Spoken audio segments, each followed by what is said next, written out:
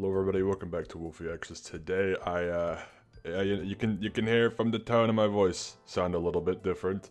Anyways, today we have another video on our hands here. We are looking at MCC All Stars because it's a very popular topic within the MCC community because people really want to see it. I think it's mainly the Reddit audience who likes the competitive aspect of MCC, who really want to see a competitive event kind of by default, because MCC All Stars, if you're not familiar, is about the winners all competing again to see who is the biggest winner of them all. So I looked into it, and I think you technically could host an All Stars, but in this video I will explain why I probably don't think they should, or at least I'll try to explain. I don't know if I will succeed, but we're gonna give it a try. Alright, anyways. Starting off with the team that I had. I don't know what just happened on the screen. Here, boom. We're gonna go team by team because I made teams for these, and I kind of looked into the nitty gritty of how this works. Also, there are more than 40 people who are eligible to be in this event. However, I don't see everybody here wanting to play in an All-Stars type event. This also applies to Block Wars All-Stars. I think I've talked about it in the past, but there's a good amount of people that are just kind of cool with playing every now and then, or cool with only playing like casually, and this type of, All-Stars event may not be up their alley. And I even think that applies already with the first team. First team being Shadoon, Sneeg, Amy, and Gucky.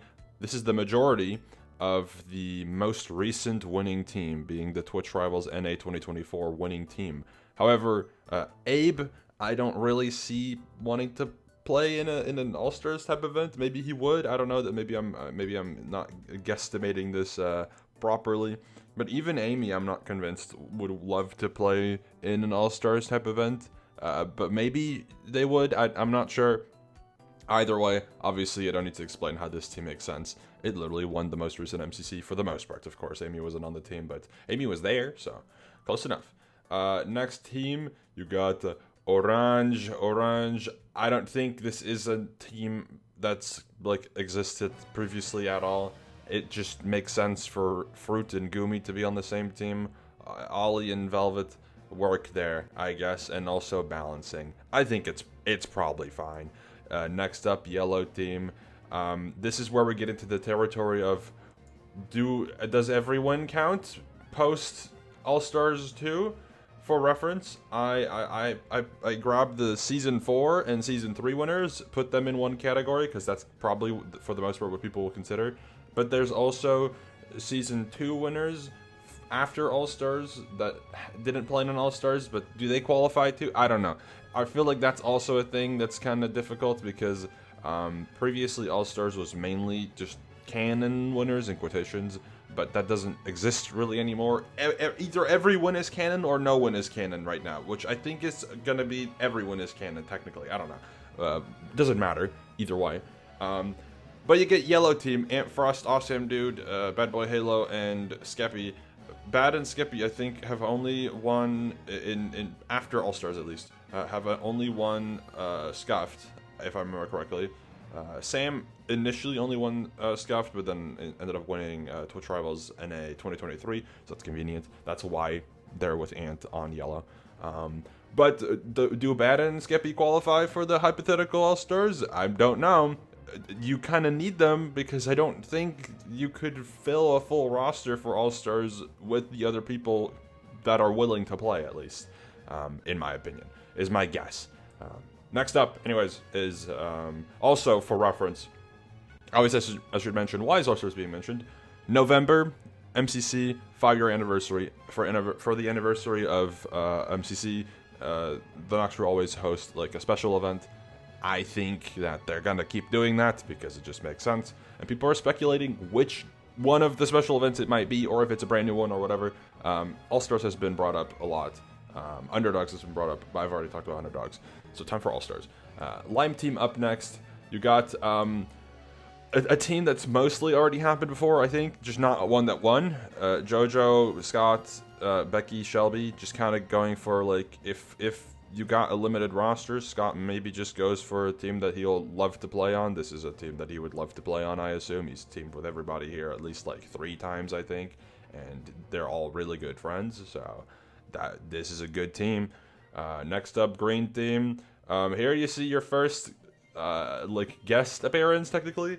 Misty, of course, is mostly a Pride exclusive player, but for this event, we need Misty to be in the roster. Otherwise, you don't get a full roster. You also, because I think people would complain if like Misty wasn't in this one, and then instead you'd put like a lower skill player, and then the event isn't actually competitive for an All-Stars type event. Not that I think that matters too much, but there's going to be people who would complain if All-Stars isn't actually like strong-ish teams, which I think these are strong-ish teams. Anyways, I feel like green team makes sense. Misty is like Hermit Associate, H-Bomb is Hermit Associate, Jimmy's Hermit Associate, I think Flip is also Hermit Associate. They're all Hermit Associates without being Hermitcraft members, so close enough. That's green team. Next up, speaking of Hermit Associate, there's the Hermit. Obviously, Shane and Joel as a duo, I think, would be one of the most requested things to happen in All-Stars. They didn't win together, but they both are winners. I think Joel also won Scuffed. They are winners and would make sense to be on the same team. Scar and Impulse, I feel like it's self-explanatory. Scar and Shane have teamed like the most together. Impulse and Shane won together when they first won MCC, and when this is Impulse's only one as far as I'm aware. And obviously Joel with Scar and Impulse makes sense. They're Hermitcraft members. Like it's self-explanatory. Next up is Aqua Team, which is I guess my team. This is my winning team, except you replace 5-Up with Martin, which I think is a slight nerf, but I could be wrong. I don't know. I was just working with who's available on the sheet or on the thing, whatever, right? Self-explanatory again. It's pretty much my previous winning team without making it a full previous winning team because it would probably be too strong. But I don't know. This is probably fine. If it's not, then who cares? It's a hypothetical, but I guess you could change it. I don't know. I think it worked pretty well. I mean, Martin knows me. Martin knows Sniff. Martin might know of Jeremy, but maybe not. So close enough. Anyways, blue team time. You have Dave, Wally, Kara, Elena. Dave, Wally's a duo that happened and they won together and people want to see it back. Kara, Elena, don't think they've won together, but they're friends.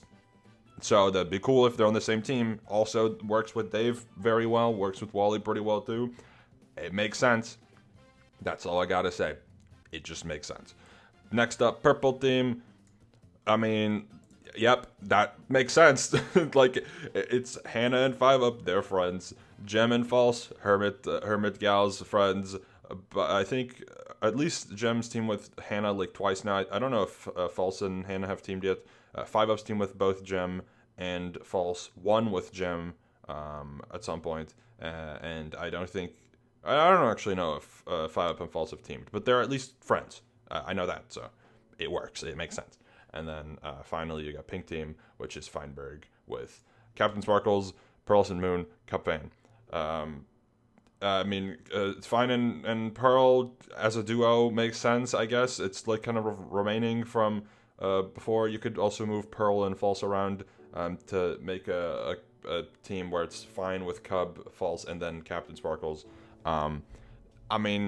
It just works kinda, maybe a little strong because there's no like actual weak player on that team, and it is Feinberg as well, so I guess, but I don't know. Anyways, if I put this back in the tab, you'll see the whole story here.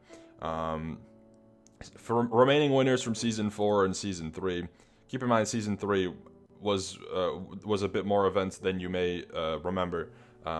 These are all the remaining winners who've won in season 3. I'll go over every single one and why they're not included. Abe, maybe he'd be down, but I don't think so, but because he only plays MCC sometimes, so I don't know if he'd want to play. Chilled doesn't seem like somebody who would want to play in All-Stars, so I mean, that's just my guess. Ponk, I haven't seen Ponk really around at all. I mean, maybe Ponk would want to play in an All-Stars event, I don't know. Ollie Gamers, same with, actually, I'm just going to group Ollie Gamers and Captain Cal together. Haven't seen them in a long time. Don't know if they're still interested in playing. Sapnap, I don't really see Sapnap getting to play in MCC, considering he hasn't yet this year, and he very much is still actively doing Minecraft and doing events with the Spanish people. So maybe he is just not able to play anymore. I don't know. Rambo, self-explanatory, kind of quit Minecraft. Well, not kind of, just fully quit Minecraft. I don't see Rambo coming back. Gizzy, maybe Gizzy would want to play again, but Gizzy didn't play Pride for a reason this year, and I assume that reason may still apply. B-Dubs, definitely not playing again. B-Double-O is very much in the boat of, I played once, I won, I'm taking my infinity % win rate. No thanks. Blushy, haven't seen Blushy around in a long time. Don't think Blushy would want to come back for an All-Stars event. And then Phil I could maybe see coming back, but I feel like there's also a chance Phil maybe wouldn't want to play, and then in the instance that Phil does want to play, where do you put him? I don't know, because then at that point, there's just going to be, because Phil's a good player, of course, you're going to have to quote-unquote replace one of the good players, which I feel like the good players are all the ones that make the most sense to be in at this point again, because they're the winners that would want to probably play the most. So you can really slot Phil into like one of the lower end slots of someone who may not want to be as much of a participant. And also should be mentioned, we're going to assume that all these people are just available on the same day, which may not be the case. And then if that's not the case, then what are you going to do? Put the Rising people in there, I guess, which totally is possible, right? Could smack 8. There's 8 people that you could use for Rising, because you have Lime from Rising 2 and Pink from Rising 3, which I guess, in retrospect, probably should have considered those, because I'm sure a lot of people would be like, no, this roster should have had Prince Zame and Ashwag, which you're kind of right. I think that'd be kind of fun if they were in there. So maybe it could work with Rising included, but last All-Stars didn't have Rising included for the most part. It actually did. I just realized it had JoJo and Blushy, but I think that was because both of them were already on the MCC waitlist, I think, so they kind of made sense to be picked. I don't know if any of Lime or Pink from MCCR 2 and 3 respectively are on the whitelist. I kind of doubt it, but maybe. Anyways, here's also the Season 2 winners. For the most part, I feel like these people would not want to play. Eret, maybe. Finster, no. Quake, no. Foolish, probably not. Tommy, debatable, but probably not. Purple would love to, but putting him in an All-Stars is kind of ironic because he doesn't win anything. Zeus would, and Callum would. But I don't think putting them in this roster necessarily helps, unless, again, similar to Phil, one of the second frag slots maybe opens up, or maybe a top frag slot, depending on which team it is. And yeah, that's All-Stars. Do you still want All-Stars for the people who requested All-Stars for MCC? I'm sure the answer is yes. I don't know how cohesive of a roster you'd put together. I feel like it'd be kind of, you're kind of what's it called? You're kind of chasing after a concept that may not be fully able to be fulfilled, if that makes sense. You're making the event kind of forcefully, if that makes sense. It's like if I made Block Wars Rookies, but I couldn't really fit in, I couldn't get any more variety people, so I'm just kind of putting whoever is available that isn't a top frag basically in Block Wars and just calling it Rookies. Obviously it's not the exact same thing, but it's more like there's such a limited roster available for, it's kind of the same with Underdogs, I guess. Such a limited roster available that you may need to compensate in the case that there's not everyone available that you want to have in.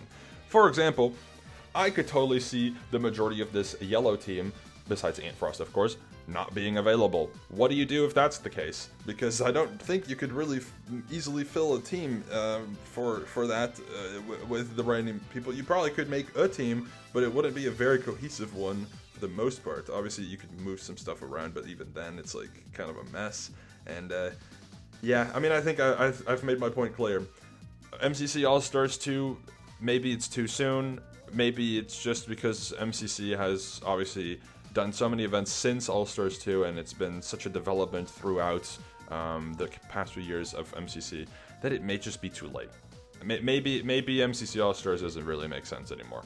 And maybe it would. If they do an All Stars this year and it goes well, I'll accept my defeat. I'll accept that I was wrong, but I think I'm right. So right now. So let me know your thoughts on MCC All Stars 2, and if you want to see it happen, and if yes, explain, and if no, feel free to explain as well. But you don't have to.